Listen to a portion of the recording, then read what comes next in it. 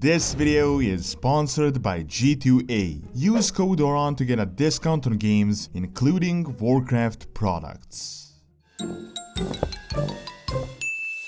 Hello guys, this is Doronsmovies, and today I'll be giving you top 5 lore characters in vanilla World of Warcraft. While Classic didn't have a very intricate story progression, it definitely did have some iconic lore characters. So, without further ado, let's get into the lore. Number 5. Katoon. One of the old gods imprisoned millennia ago when the Titans had arrived. The ancient ruler of the Black Empire had finally started to awaken and gain power during Classic.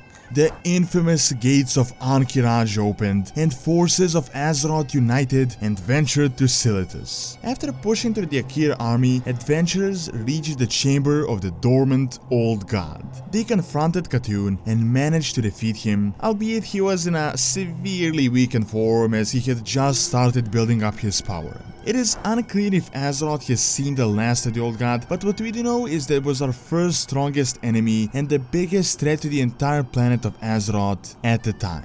Even though the lore at the time was lackluster surrounding Katoon, we have faced one of the worst enemies up to this day. Number 4. Onyxia. The daughter of Deathwing and the matriarch of the Black Dragonflight. Just as her father and brother Nefarian, she had a human form and utilized it to manipulate mortals. Appearing as Katrana Prestor, she was one of the most influential figures in Stormwind. Onyxia caused serious trouble as she manipulated the conflict with the Defiance Brotherhood that led to the death of the Queen and even helped abduct the King.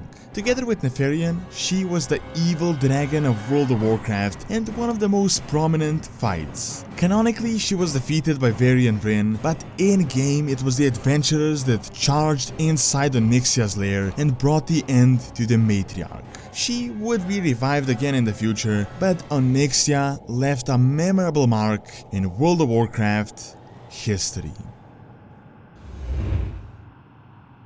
Number 3. Jaina.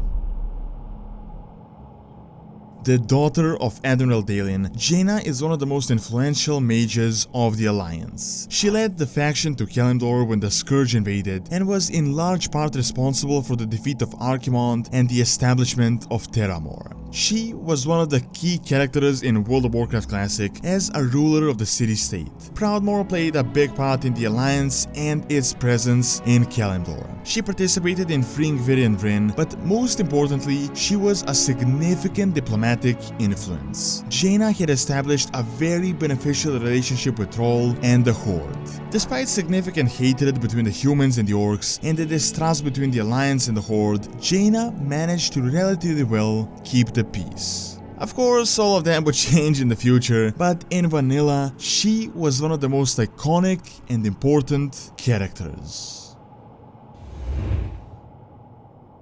Number 2. Thrall.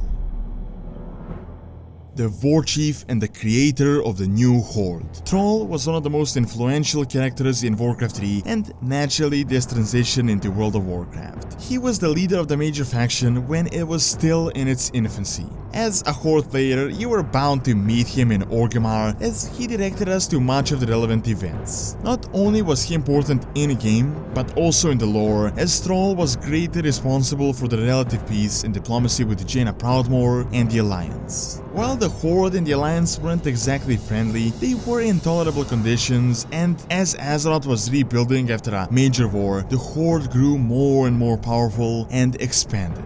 Thrall set the ground for World of Warcraft, and even though things didn't really go as he might have wished, it can't be denied that he is one of the most iconic characters, not just of Classic, but of the entire Warcraft franchise.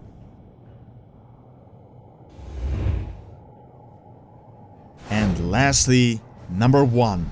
Ragnaros.